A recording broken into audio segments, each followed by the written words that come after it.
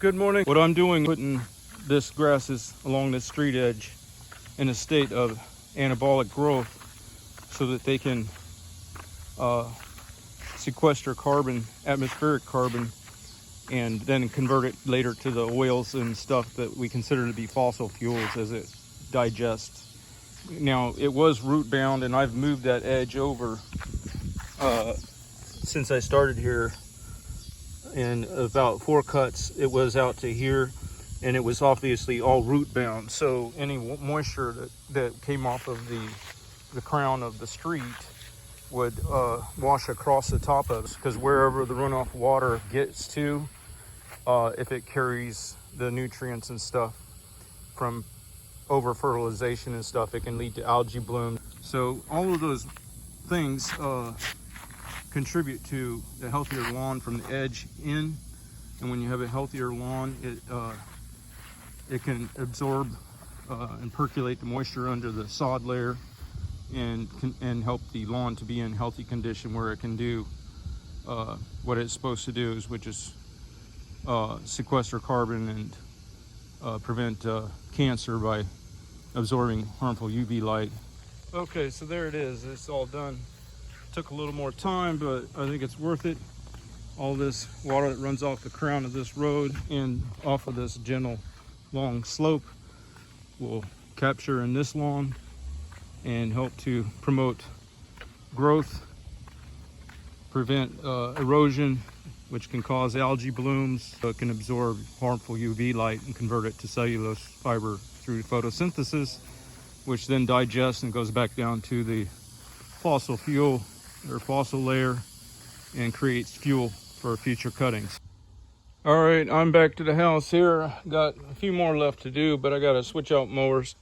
Yeah, on what I was talking about earlier too, one of the most significant things I think is how you can use your mower to save the fish, and that if you don't mow low like that, you prevent that runoff into the stormwater drainage that gets to the natural fisheries, which cause the algae blooms and then the die off of fish.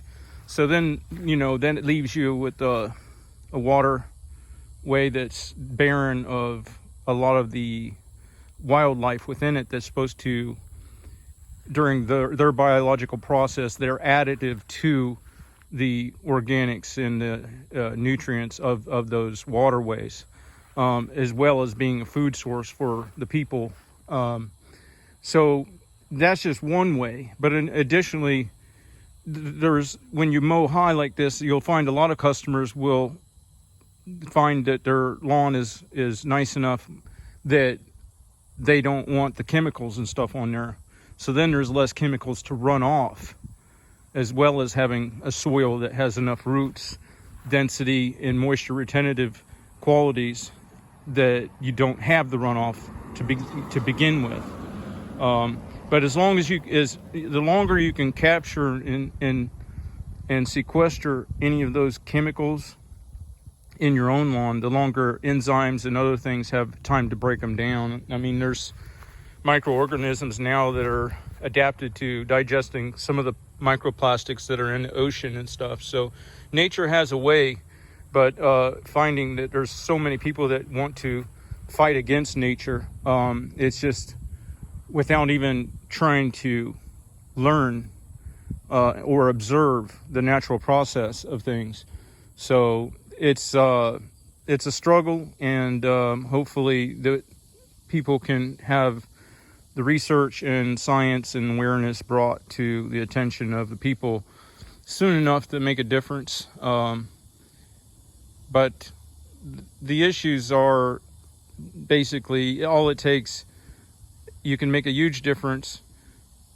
There's a fine line between a grass that is stressed and no longer healthy and growing, and one that's been pulled a little too low, stressed the roots through a pulling action, cut below its the layer of where its natural ability to absorb moisture from the dew in the morning and things like that. So